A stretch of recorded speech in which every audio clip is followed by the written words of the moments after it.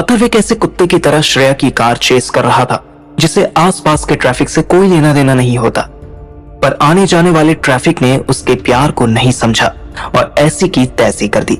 Minto road पर bike जिस time car से टकराई तब उसकी स्पीड 50 से ऊपर थी। वैगनर ने बस पिकअप लिया ही था कि अथर्व सामने आ गया और उससे पहली बार बिना फ्लाइट टिकट लिए उड़ने का मौका मिला। अथर्व ने गिरते टाइम बचने के लिए राइट हैंड आगे कर दिया। अथर्व हेलमेट इसलिए नहीं लगाता था कि उसके बाल खराब न हो जाए, बस स्केट होते बाइक के स्टैंड को उसके बालों की कोई फिक्र नहीं थी। वो स्टैंड सीधा उसके कान के ऊपर लगा। वैगनर वाले ने अथर्व के फोन से किसी को कॉल किया। टाइम 6:45 के आसपास था। वो किसी को मैं ही था। मोबाइल से फ्री होने के बाद वैगनर वाले ने एक राह चलते बाइकर की मदद से अथर्व को अपनी कार में रखा और चल दिया। श्रेया ये सब होता देखती रही। श्रेया ने कार स्टार्ट की और सोचा कि वो वैगनर वाले का पीछा करेगी, पर कार वाले ने आगे जाकर यू टर्न ले लिया और दिमाग से नाता तोड़ चुकी श्रेया सीधा करोल बाग पिंकी के घर चली गई।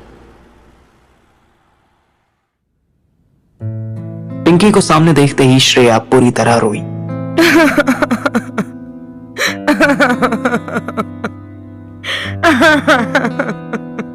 पिंकी ने 2 बार फॉर्मेलिटी में पूछा कि वो क्यों रो रही है। श्रेया ने शॉर्ट में बता दिया कि अथर्व ने उसे चीट किया है। अब एक अच्छी सपोर्टिव दोस्त कम चमेली की तरह पिंकी ने अथर्व को भर भर के गालियां दी। अथर्व के साथ पूरी मन स्पीशीज को जी भर के कोसा और श्रेया को मूड चेंज करने के लिए उसे एक ऐसे फ्रेंड की हाउस पार्टी में ले गई जिसे श्रेया दूर दूर तक नहीं जानती थी। इनफैक्ट वो पूरी पार्टी में सिवाय पिंकी के किसी को अच्छे से नहीं जानती थी और पिंकी उसको यहाँ अपना एक्स बॉयफ्रेंड मिल गया और वो उसके साथ यो रूम्स चली गई। व्हाट नॉनसेंस श्रेया, उसका एक्सीडेंट हो गया और तुम उसे छोड़कर यहाँ दारू पीने आ गई।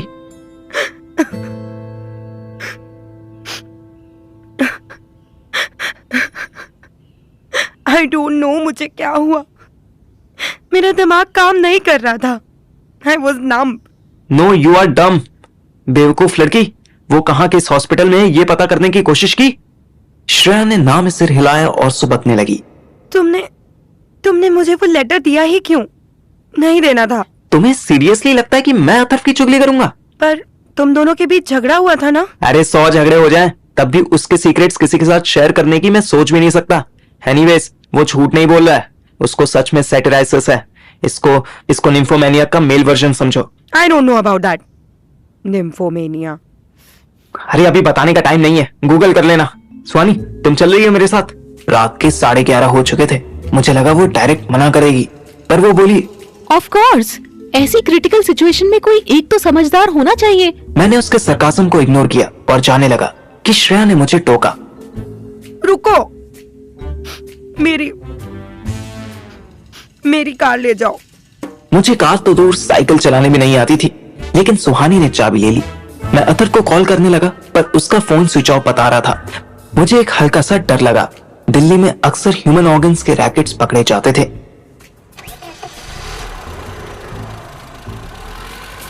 अगर अथर्व को भला आदमी हॉस्पिटल ले गया है तो हॉस्पिटल का नाम पता लगाने का बेस्ट तरीका यही था कि जहां एक्सीडेंट हुआ है वहां के लोगों से पूछ लो।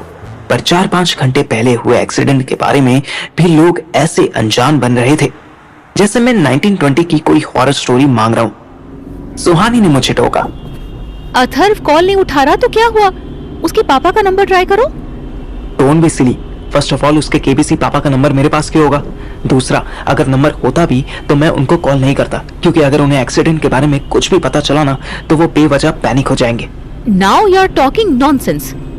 उनके एक एंड ओनली बेटे का एक्सीडेंट हुआ है, बेवजह पैनिक होने वाली क्या बात है इसमें? सॉलिड वजह है पैनिक होने की, एंड दे डिजर्व इट। क्या पैनिक होना? अरे एटलीस्ट इन्फॉर्म्ड होना। यू नो, तुम लड़कों की क्या दिक्कत है?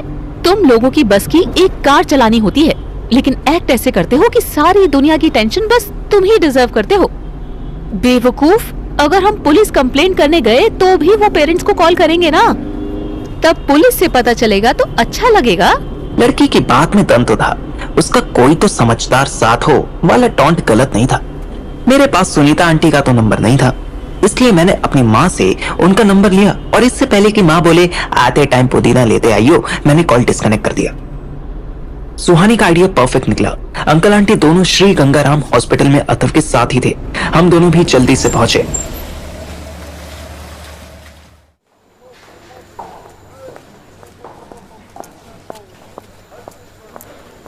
गवर्नमेंट हॉस्पिटल में घुसना ही मुझे टॉर्चर लगता था और मेरा दोस्तों यहाँ एडमिट था। मैंने सुहानी को लॉबी में ही रोका और मैं उससे मिलने गया। अथर्व बहुत बड़े ओपीडी हॉल में एक बेड पर लेटा था, पर एक से दूसरे बेड के बीच में ग्रीन पर्दे लगे थे। अंकल आंटी आसपास बैठे हुए थे। अथर्व को हेड इंजरी हुई थी। उसके राइट हैंड पर भी प्लास्टर बंधा था। उसे 2 घंटे इमरजेंसी में ट्रीटमेंट मिला था। अब अंकल उसे किसी प्राइवेट हॉस्पिटल में शिफ्ट करने की बात कर रहे थे। सुनीता आंटी तो फिर भी स्ट्रांग नजर आ रही थी, पर उसके पापा की आंखों में आंसू भरे थे। मैंने दोनों को इंसिस्ट करते सुबह तक के लिए घर भेज दिया।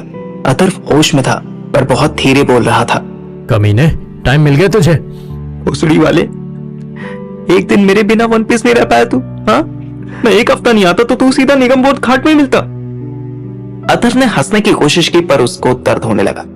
उसने शॉर्ट में मुझे वो सारी बातें बताई जो मैं श्रेया से सुन चुका था। बस राधिका को थप्पड़ मारने वाली बात मुझे अब पता चली। तेरा वो हेट लेटर कहाँ है? अथर्व ने जीन्स की फ्रंट पॉकेट की तरफ इशारा किया। साले आगे की पॉकेट चेक करूं, फटी तो नहीं है?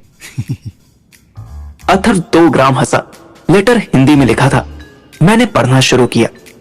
तुम जिसकी महबूबा हो वो जालिम बेगैरत शख्स अपनी टीचर से भी जिस्मानी ताल्लुकात बनाता है, अपनी पड़ोसन को भी जबरदस्ती छत पर बुलाकर बेजा हरकतें करता है, और उसकी एक 16 बरस की रिश्ते की बहन भी है जो उसको ऐसे सुख देती है जो अच्छे घरों की लड़कियां सोच भी नहीं सकती। मैं तुम्हें इसलिए बता रहा हूं कि ऐसे आदमी के साथ तुम्हारी जिंदगी जहन्नुम ना हो। तुम्हारा खैर ख्वाह। ये तो डायरेक्ट अनारकली ने लिखा है। एक बात पता, श्रेया को ये अरबी फारसी समझ कैसे आई? अथर्व ने मेरे कान को अपने मुंह के पास लाने के लिए कहा। ये जिस्मानी ताल्लुकात क्या होता है? मुझे हंसी आ गई। देख, बेगैरत तो वो होता है जिससे शर्म ना आती हो, जैसे कि तू। जिस्मानी ताल्लुकात बोले तो फिजिकल रिलेशन। बेजा हरकतें आई थिंक गंदी हरकतों को उर्दू में कहते होंगे। और जहन्नुम मीन्स हेल। वो तो तेरी लाइफ हो ही गई है। और खैर ख्वाह क्या है गूगल करके बताता हूं। हाँ, वेल विशर। मुझे तो लगा कि कोई खाने से रिलेटेड होगा। एनीवेज, ऐसी खतरनाक जोधा अकबर के टाइम की राइटिंग तो तेरी एक ही फैन लिख सकती है। इससे पहले कि मैं बात पूरी करता, सुहानी आ गई। वो मुझसे बोली, कितनी देर से बाहर खड़ी हूँ, तुम्हें गप्पे ही मारनी थी तो बता देते। मैं अथर्व उससे देखने लगा। रात के 1 बजे भी सुहानी बिल्कुल फ्रेश लग रही थी। अथर्व ने स्माइल की। Proud of you my boy. Suhani तुरंत अथर्व से बोली, तुम भी कभी अपने दोस्त को ये लाइन कहने का चांस दो। मैंने टोका। सुहानी यार छोड़ो ना, अभी टूटा फूटा है। एक बार ठीक हो जाए फिर जम के ताने मारेंगे। अच्छा सुनो, मैं तो पूरी रात यहीं रुकूंगा। तुम कहो तो तुम्हें घर छोड़ दूं? ओह वाह, और ये नोबल वर्क तुम कैसे करोगे? कार चलानी तो तुम्हें आती नहीं, मैं ही खुद को घर छोड़ूंगी। तुम रहने दो, वैसे भी मम्मी को बोला था कि सुबह आऊंगी, सो आई एम गुड। तुम दोनों को प्राइवेसी चाहिए? ओके, तुम आंटियों की तरह चुगली करो, मैं कैंटीन जा रही हूँ। उसके जाने के बाद मैं बोला, तेरे रिपेयरिंग में तो लंबा टाइम लगेगा ना? 15-20 दिन तो कहीं नहीं गए। एग्जाम्स और स्टडीज की तो माँ बहन हो गई। मतलब लाइफ की माँ बहन एक हो रखी है यार। तुझे एग्जाम्स की पड़ी है।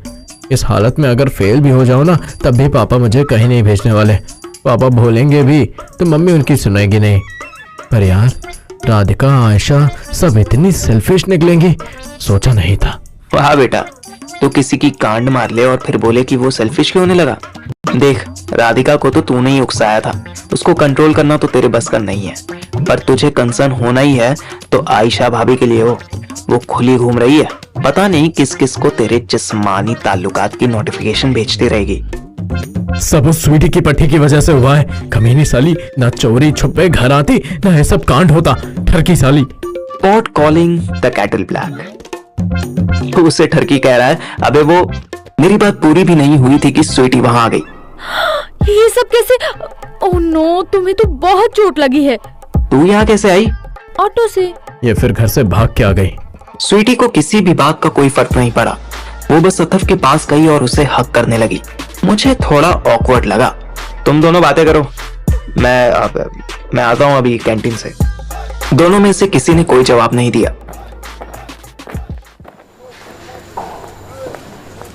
मैं और सुहानी चाय पीने लगे। फिर 15 मिनट के बाद हम अथर्व और स्वीटी के लिए जूस और बिस्किट्स लेकर आ रहे थे कि मुझे याद आया, ओह शिट, ब्रिटानिया केक तो काउंटर पर ही रह गया। कोई नहीं, मैं केक लेकर आती हूँ, तुम तब तक इन दोनों को जूस पिलाओ।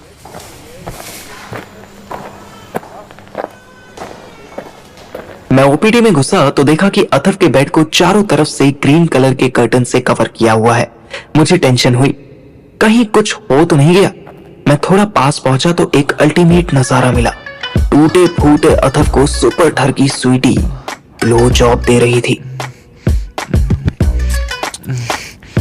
मैं वापस जाने के लिए पीछे पलटा तो देखा सुहानी मेरे पीछे खड़ी ये स्वीटी को मेहनत करते हुए देख रही थी।